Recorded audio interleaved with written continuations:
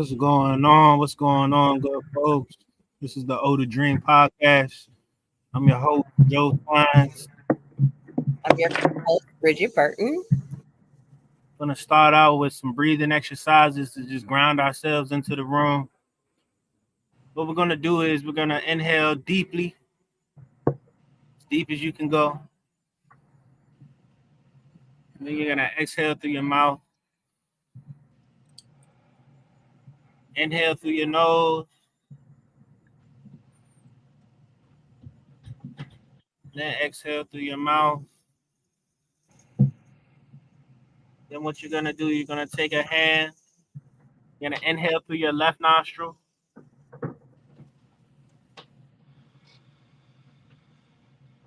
Exhale through your right nostril.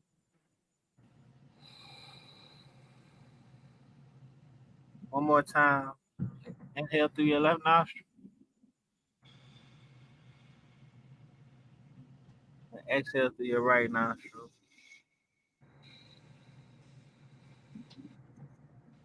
Thank y'all so much for participating in that grounding exercise with us.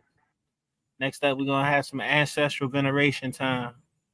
Ancestral veneration is the opportunity to communicate to the folks that have passed on before us. They can be folks that are related to you or folks that are not related to you. You have any ancestors you want to bring into the room, Bridgette? Yeah, Dr. Barbara Ann Tier. She was the founder of the National Black Theater. And, I think for the work that we do with Older Dream, like her spirit, her essence is always like flowing through that work. So definitely want to welcome Dr. Barbara Ann Tier into the space.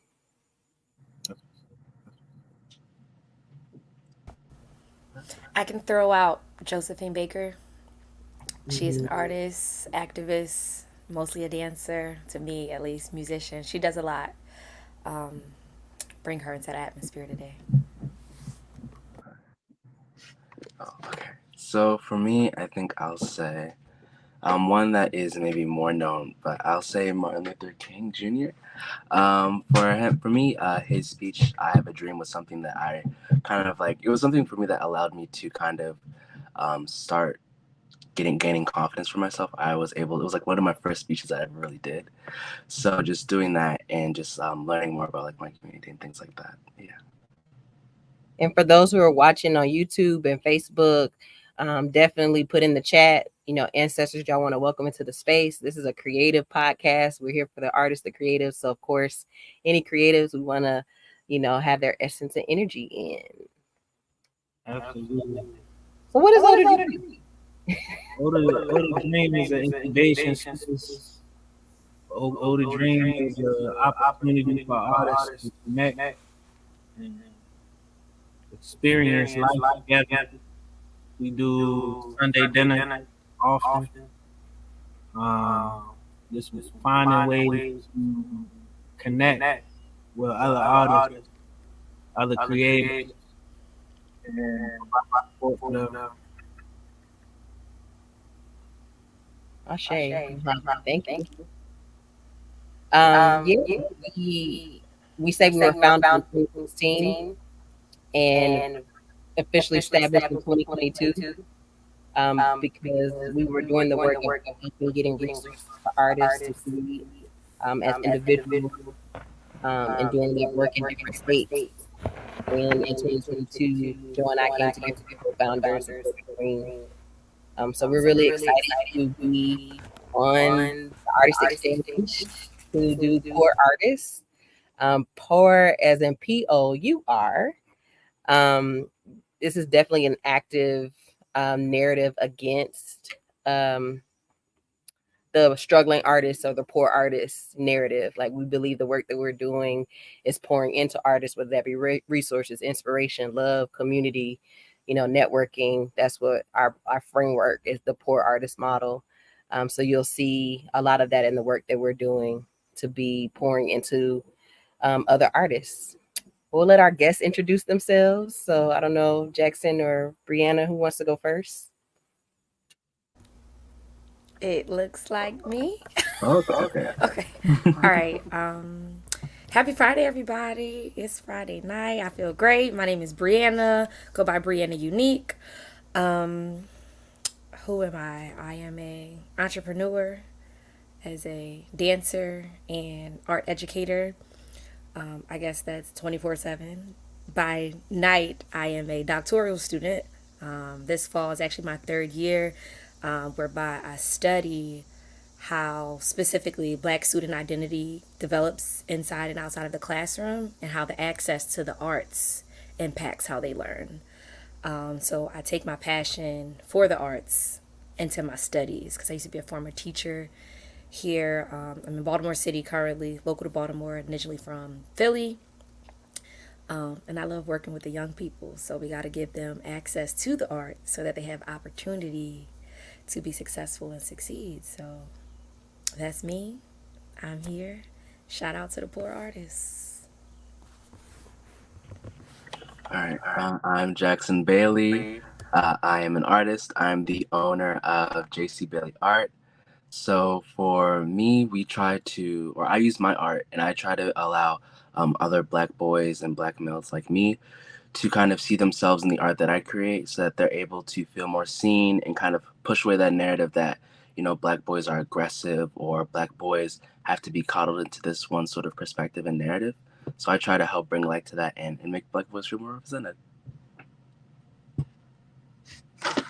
We love that, Jackson. And for those who are getting to know us, shout out to Dent Education. We were able to be connected with Jackson as one of our denterns over the summer.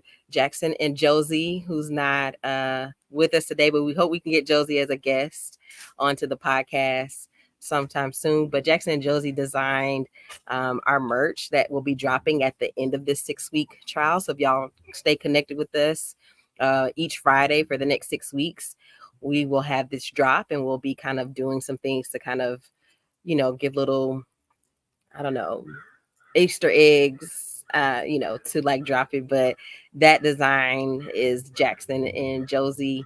And, a part of us trying to pour into them, we're like wanting to make sure they get royalties from each shirt that we sell, like proceeds from it, so they can see Jackson's in high school. Josie is a first year student in college. And we want to make sure that they know that you can be a thriving artist with the work that you're creating and doing. And so that was something that we wanted to be able to do. So we're so glad that Jackson was able to join us for the kickoff, because I think that's, a part of the work we're doing. We're able to inspire youth and like make space for them to create and go with it and go flowing.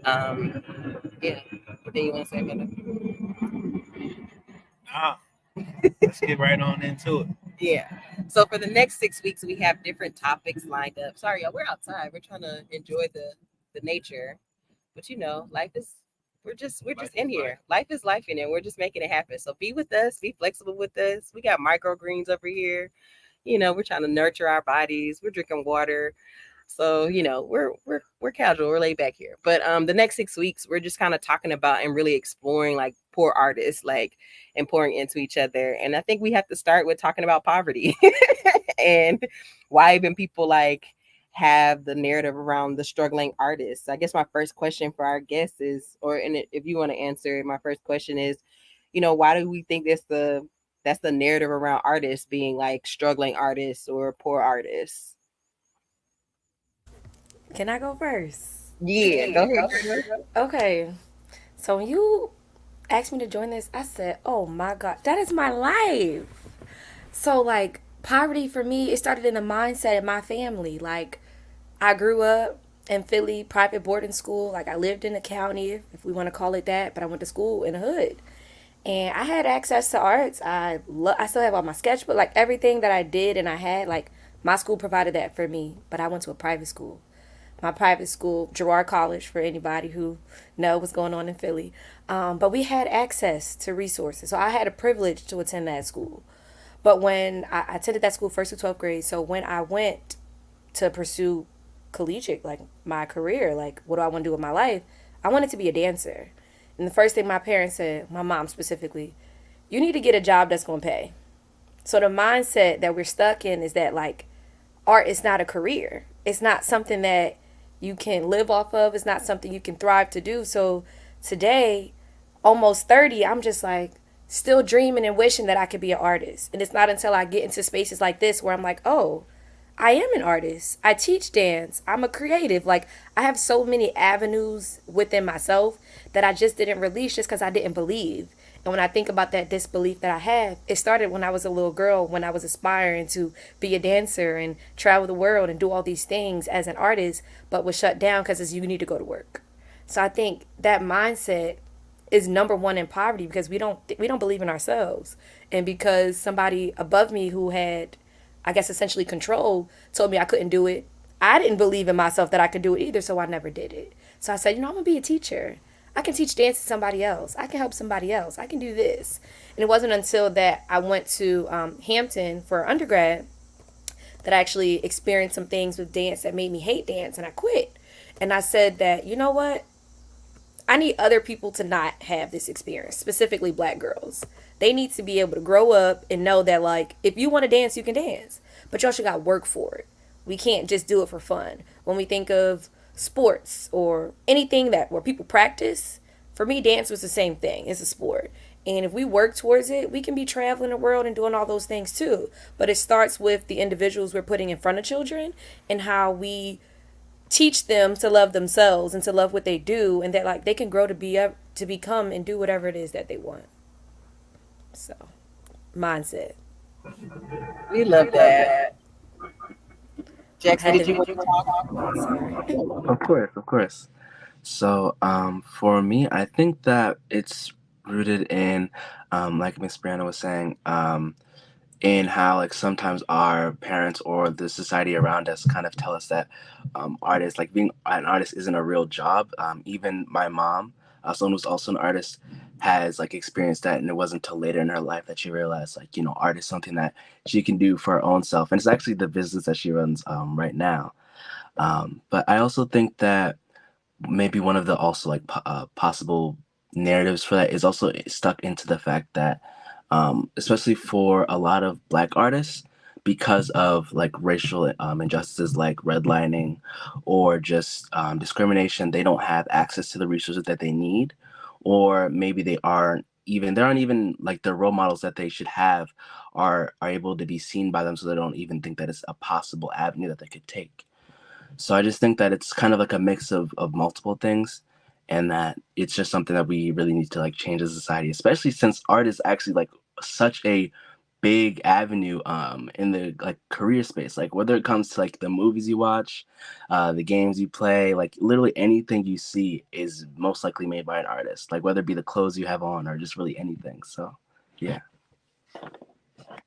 Yeah, y'all make up such a good point. It's like when I think about experiencing like the pandemic and this global health crisis that we're in, it's like when everything shut down, people turned towards the arts, like immediately, whether that was watching Netflix and creating the verses, like all that's all art, and us being able to like have this moment. Or the DJ, is that DJ Nice? He had the DJ parties. DJ D Nice. Yeah, DJ D Nice. Yeah, like we were turning to modes of art to literally get us through, to heal us through this period of time. So it's like if that's the first thing you turn to, we weren't turning to money. We weren't turning to any other industry.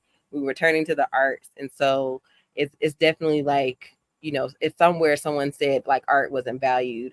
And we kind of made a narrative around artists as being like, okay, artists synonymous with struggle, artists synonymous with, and I made like a manifesto in college where I was like, I'm against the struggling artist. Like that will never be the thing. So I've been fortunate to work in arts institutions ever since I graduated from university. It's not, of course, I want to make more than what I am making. So I'm pouring into myself that I will make more than what I'm making. But I'm thankful that I've been able to have full-time employment doing, arts, ever since I graduated. And I never had anyone doubt. Like my mom put me in gymnastics. She put me in tap dance, and she put me in ballet. I did step team. I did marching band. I did all the arts things. And she never discouraged me from doing any of those things and found ways to support me in the art endeavors I wanted to do growing up. So I'm just thankful that I had my mom to be able to support, my passions in the arts. You have another? No, I don't have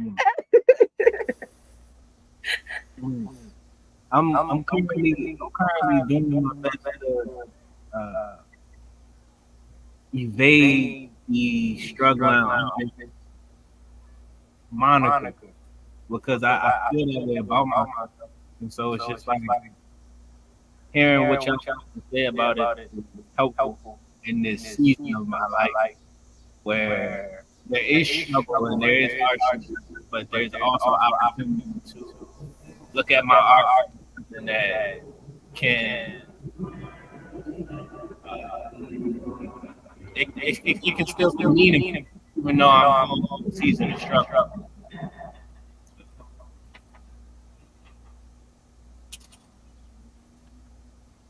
Well, I have a quote, and I want y'all to respond to it. So I want you think about it.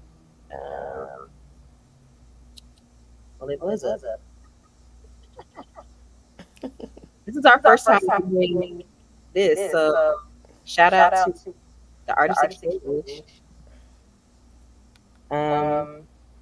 Okay, I have.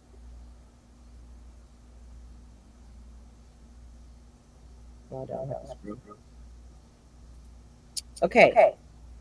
If art is an act, not done for utility or gain, if it is truly useless, then its relationship to the world of valuation and the market will always be troubled and unclear. What do y'all think about that? I heard part of what you said. So I'm gonna be that person to let you know that I didn't hear you. I don't know if it's my bugs outside the wall. It's like going crazy. The cicadas. I don't know if y'all hear them. They're going crazy. But my sound is horrible. So I'm gonna let Jackson go, and I'm gonna try to process. Or if we can. I'm gonna type it in the chat. Thank you. Yeah, Or send it, and I can read over it. The sound is going crazy. All right, Jackson, it's on you. Sorry. Oh, I'm waiting for it to go in the chat too. What you say? I'm waiting for it to go in the chat too. Oh, okay. It's like I heard her, but like, did I hear you? Mm-hmm. Well, you were the first one to hear it before we started. So what do you think? You just restate the quote when you get a chance. Yes. So we can all If art is a free act, not done for utility or gain, if it is truly useless, then its relationship to the world of valuation and the market will always be troubled and unclear. Okay, I just need the last part before the unclear. Then its relationship to the world of valuation and the market will always be troubled and unclear. So I'm interpreting it as like, if we truly don't value the art, if we're saying that it's not something valuable to our economy, our world, our society, then there's always going to be a tension that we're experiencing. Because like you said, like we have Netflix, we have streaming, we have strikes that are happening for actors, and Hollywood is shut down. People are without jobs because productions are not happening. That's happening because at some point these executives have said writers are not going to be in the space, so we're not going to pay them. So our writers have said, okay, fine then. And then the ripple effect of that, of the strike, is impacting the market, impacting. And so if we're saying art is useless, then its relationship will always be unclear because we're going to experience tension in the world. All right, my brain juices are flowing now. So I immediately went into like teacher mode, similar to like what Jackson said, how art is everywhere. Every day, every person is learning. And when I think about how we learn, is art. So it's not art. It's not something that you do. It's something that is. And I think it's something that more people embody. That's why there are different types of creatives. Because when we think about the point of existing and going to work and think, you got to problem solve. And in order to problem solve, you got to think outside the box. That's art. In order to put two and two together to figure out how to build a plane, that's art. Anything we do, that's art.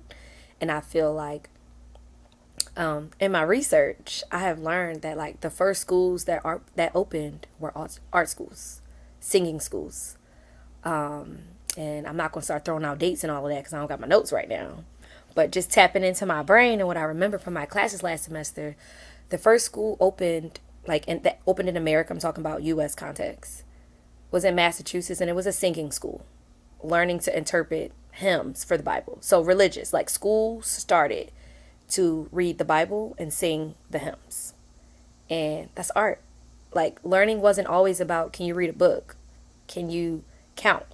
Those things happen naturally. And when I think about preschoolers, what are we doing to get them to learn? We turning on music.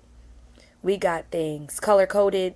We're tapping into different experiences for people to understand. And those who thrive the most have either access to the arts because they have ways to be creative and be expressive. And when we don't allow opportunity for creation, that's when we get into rote memorization. That's when we get into just doing it just to do it, not to interpret and embody. And for art's sake, is like dreamers. And like I love the name of your org, Oh to Dream, because like that's where art starts. You have to believe it in your mind, like I said earlier, with this mindset. And like I'm even thinking about like fashion. I was talking about t-shirts. Like I'm looking at my closet, how I color coordinated. That's art. I'm not even going to show y'all, but it's just like I don't think people realize who don't claim to be artists. I don't think they understand how the way you choose your shoe for the day, your tie, that mindset that you have to wake up like, ooh, even from smell, what cologne you decide to wear, what perfume, like that's art. And how we make those decisions daily, I don't think people appreciate it enough. And I think that's the problem. It's not valued. And the education system has showed us that. Because if it's something in the budget, what's the first thing to go? Music, art, the fun stuff, the places where kids thrive, the places where young people and adults too. Because as a teacher, I like going to art class too. I like adding my little, how many people grabbing all right, let's take notes, get a highlighter. It just brings excitement to the paper. Like, I just feel like it's little things like that where we don't even realize that when we're writing in pencil all day and we're bringing that one marker to color or do whatever, that's art. It brings something out of you. It makes it make sense. I don't know, art just makes sense to me. So when I start studying the history of art education, art integration, it's just like we have this pool of people who like love art naturally. And it's like trying to convince the rest of the world that like you actually do too.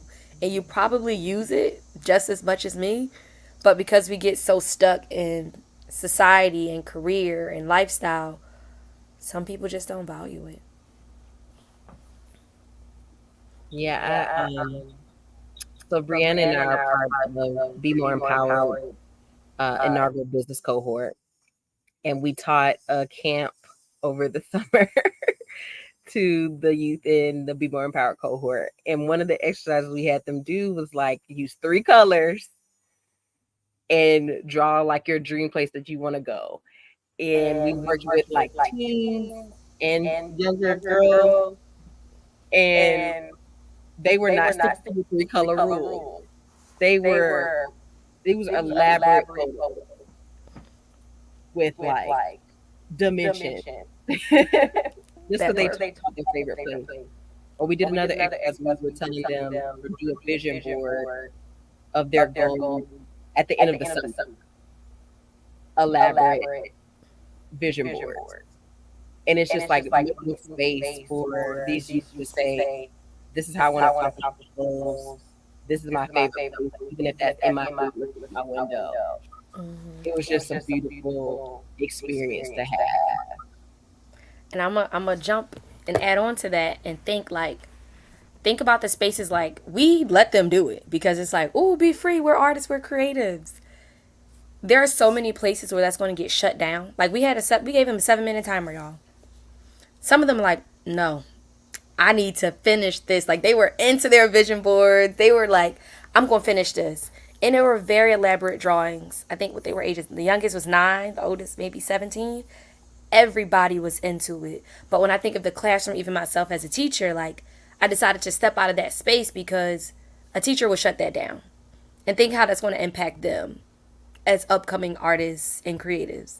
They actually were excited about something despite their long day, despite what got on their nerves. Like, despite everything that happened that day, they were ready and thriving, like, didn't want to stop. We were just like, rock out. And I think as artists, sometimes we know how to pivot and we know how to just kind of be fluid and flexible and whatever the time calls for. But in many spaces, they can't continue that creative space because they got to go. Yeah, somebody left a comment on Facebook. It's often shut down in the last class they go to. Exactly. It's just like we're so stuck on you gotta go, you gotta go, you gotta go. We're so stuck in routine. We can't allow them to just embrace and live in that moment. And a part of the things that I'm doing in my doctoral research is like, what are people doing overseas? Like, what? Maybe in another country they doing something right because here in America we're so stuck on it's 1:05. Time to go to the next place. And it's just like other places get 2-hour lunch breaks. You can go home and come back. Like actually, this is going to turn into another conversation, so I'm going to pause and let's stay on topic. But y'all get what I'm saying, because we could be here all night talking about education, but we're talking about art. Yeah, Jackson, I'm open the floor to you. I'm quiet. So I think I maybe might have like interpreted it in a different way. But to me, when I read it, it sounded almost as if like since art is something that you do for fun and like it's a free act, it's hard to put a value on that sort of free act because it's something you're supposed to be doing for fun. And then when you put things like that into the market, people can either like take advantage of that, and it's kind of hard to put a direct price point on something that was supposed to be for like fun. And that's what kind of leads to what you guys are talking about when it comes to like the writer's strike, or even when it comes to actors, like they get taken advantage of just because it's supposed to be something that they're supposed to be doing for fun or as a free act.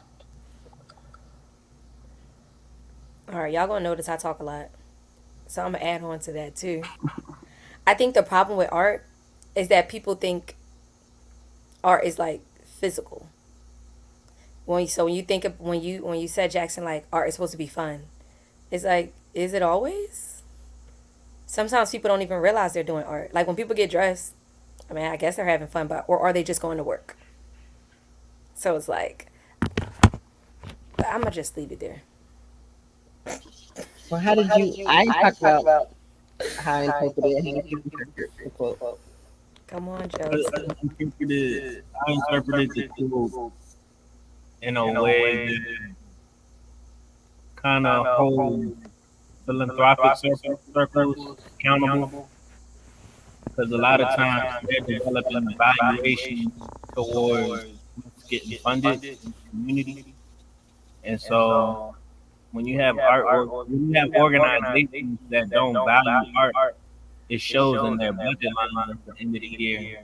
That's why you have foundations, 5% of the budget going towards arts organizations and stuff like that, like the Able Foundation and stuff like that. It's like you're not leaving a whole lot of room for creativity and how art gets funded and how art impacts the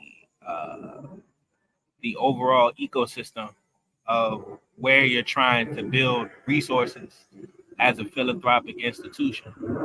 So that's kind of how I interpreted the quote. Yeah, I think that's interesting. Sorry. because there's a lot of, we've been doing grants this Older Dream. We're trying to get the money.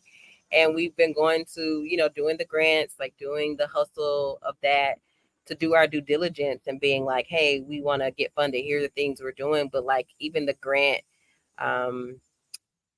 cycles can be like brutal, because it's like the valuation of like trying to justify, like we need equipment to create. And that being interpreted like, well, you can't buy permanent equipment. So it's like, how do I create then? Like if I can't get equipment to create, like a paintbrush, yes, it's permanent. So like they valued a paintbrush more so than like a piano, or a keyboard. So it's just really fascinating of like the interpretation and like what Joe was talking about, like philanthropic circles of like get to make a determination of like what is valued in the market and what how do they prioritize funding and what they can get a return of investment on. And it's just an interesting conversation to reflect on. Most definitely. And when we think about when you go to these places and spaces to request money, like think about the pitch decks. Like we have to sell ourselves. We have to convince you because you don't value it. So I'm looking at the last part of the poem where it's like, will always be troubled and unclear. It's unclear because people don't believe in it. And they don't believe in it because they don't care. So that's that. Do y'all have any favorite art? Favorite art who? Like quotes when people talking about art. I took some at the museum the other week. Let me look. It was beautiful.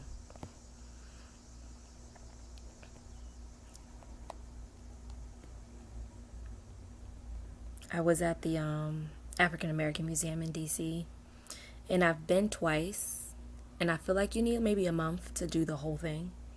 The first time I went, I was in the Power of Place exhibit on the 3rd floor. I was in there for 3 hours. And I don't know if people go to museums to just walk around, but like I'm actually reading. It's a lot of history there. And I focused on the hip hop exhibit, and there was the one about photographers. I went to the class last summer I was enrolled in like an art integration class, and we were doing like a paper, like pick an exhibit, write on it. And I learned so much, but I was like, how am I supposed to get everything in this museum? It was so much knowledge, so much about artists in general. I don't know if y'all have been. It's an experience. If y'all go again, take me with y'all. So yeah, we'll invite you next time. We actually did a program over the summer where we took some people to the museum, and we like to start on where all the art and we're on, that's your program. I want to summarize how you interpret the DC museum trip. Was the opportunity to connect people using art as a basis versus using transatlantic trade as a foundation.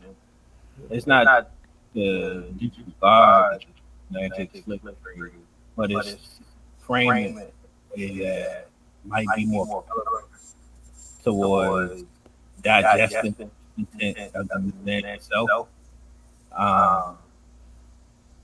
Like Jay Dillon is asked the soul querying movement, which is essentially the neo soul aspect of what music became in the early 2000s. And I understand the content of the museum that lens of an era of music that made sense to me at the time and continues to make sense to me as a musician in terms of like where I'm headed and where I'm looking as a musician and the types of rooms that I enjoy curating. So kind of where it's at. Thank you for sharing that. I found my quote too, y'all. Yeah, I took because I'm that person that takes the picture, so we can't see it. But I took a picture. It said, and this was at the Power Place third floor. It says, "God created black people, and black people created style." By George C. Wolfe, The Color Museum. So the teacher in me said, "Who is George C. Wolfe? What's the Color Museum?" I love that. It's one of my favorites. I acted in the Color Museum. Oh, I'm on the couch. you are a And I theater. played Noted. another role. I played two roles. Love it. Awesome. Yes, I started looking up like, why did he do it? Why did he create this? But he was trying to survey like African American identity and culture. And it said like they explored themes of like racism, stereotypes, intercommunity conflicts, and black culture specifically, the ongoing legacy, of course, of slavery and segregation. I was like, I'm gonna have to, check that out. Because I'm a person in the museum taking notes. Like, this is in here for a reason. This popped out to me for a reason. Like, And I can send you links. There's some video links on YouTube of the Color Museum. It was like it aired on TV. The version of it. It's like from the 80s, I want to say. okay. The TV version of it, but it's hilarious. It's satire. But it's really good. Jackson, did you have? Alright, I found my quote. So the quote that stood out to me when I was looking for one is, "Art is an international language understood by all." And I just think that, like, even just from that, I think that art is just something that's really like kind of like almost like magical in a sense. Like for a lot of people, it just is something that you're able to just express yourself through, like regardless of how you're feeling or how something like how your situation may be, you can like go to art and just really express yourself and get something out of you, or just really just paint what you want. Like you could just take it and make it yours. And I think that's something that's so interesting to me, and especially like when I'm watching like little kids, just like they just have so much fun where they're just painting or just doing little stuff. And I think it's just such like a joyful thing to watch. And yeah, I don't know, I think it's really a beautiful thing. Do you mind sharing that quote in our chat? Of course. Please and thank you. So the quote I found is from James Baldwin. "The precise role of the artist is to illuminate that darkness, blaze roads through that vast forest, so that we will not, in all our doing, lose sight of its purpose, which is, after all, to make the world a more human dwelling place." Shout out to James Baldwin.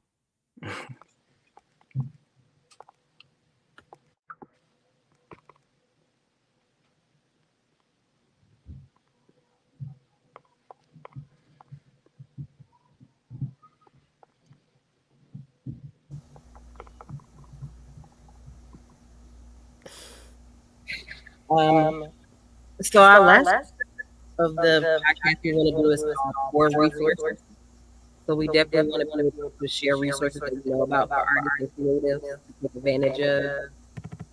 If y'all want to go first and share things that y'all are doing, what work y'all are working on, and then we'll round up the things that we have going on, and that will be the end.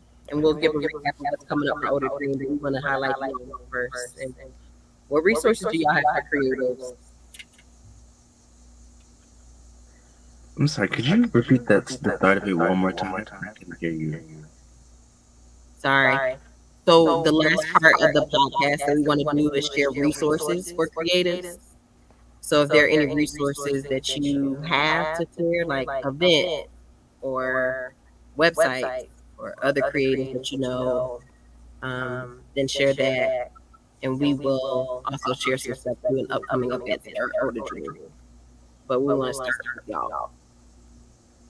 All right. Okay. I guess I can go. I'm kind of new to the whole, kind of creative, kind of business space when it comes to art. So I don't know too many. But I've heard about the Black Creative Alliance. There's BOPA, which is the Baltimore Author Promotion of the Art. And then there is one more, one called artprof.org, which kind of is a prep for like art school and people who are trying to get into those art schools as well.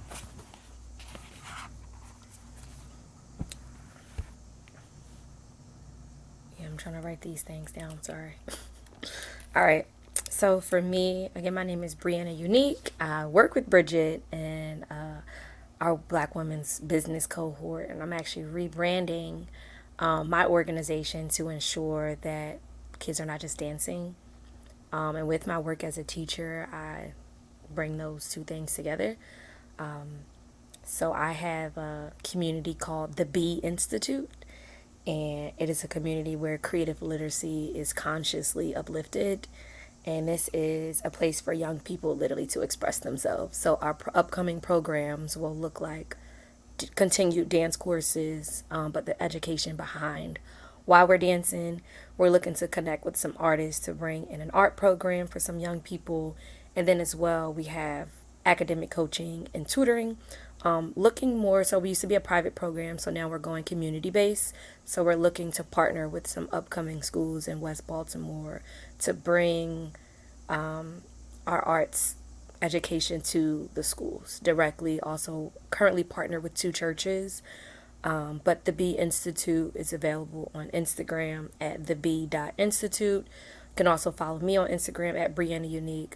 But the B Institute will have a grand reopening in October when Bridgette and I finish our cohort. So, Do you want to start with your resources? I'm available. Any artist looking to band. I'm about to get back in the studio pretty soon, so I'm looking for artists to collaborate. So I'm a resource. So you can contact me at Gataway Peter or Dream by Dream via Instagram if you're trying to get in on smooth, free jazz, something like that. So shout out to the Exchange. We are just thankful. This is a resource for creative. This is a 6-week podcast trial that we're doing, and we're just thankful to the Artist Exchange for allowing us to see if podcasting. If y'all like support artists, then let us know what topics that you want to hear. We have some different topics that we'll be covering and guests. So if you want to be a guest with us, join us. Tomorrow, the Arts District is hosting a networking event at Art Social Club, and it's hosted by Shamir and Nate. And there'll be a workshop tomorrow around website design. And for people who are looking for funding, you can show up at 6 o'clock, sign up, and make sure you get you can be put in a route for $300 to sponsor your event. So we'll be there tomorrow.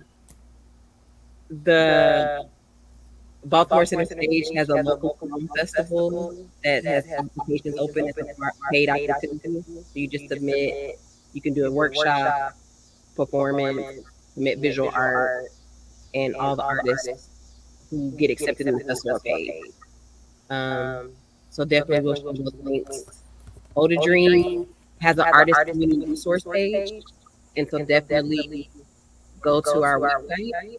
And if there's resources you want us to add, let us know. Organizations we need to add on there. And our next Sunday here is September 24th, and we will drop the activity link soon. Briana went to a good time. Great food. Shout out to Black Betty's Cuisine. What was it? Black Betty's Cuisine. I'm at the next one. It's already in my calendar. Jackson, we missed you. You can see. I'm about to say, next one, I'm gonna be there. Okay. I'm sorry. I had a vendor show that I had to go to, but next one, you're gonna see me there.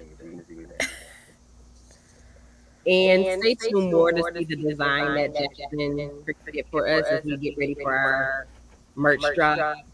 And we would definitely love for y'all to support. Proceeds, of course, for that church will go to Jackson and Josie. We'll be doing some creative outreach. One being you guys get to select the price of the shirt. But yeah, we're trying to get the youth some money. So we'll be trying to shortchange people with choosing the shirt price. I think that's it. We can make it short and sweet. We might talk more on other podcasts, but this is our outline for each week. Thank you, Briana. Thank you, Jackson. Thank you, you. Bella. You. Y'all have a good night. You too.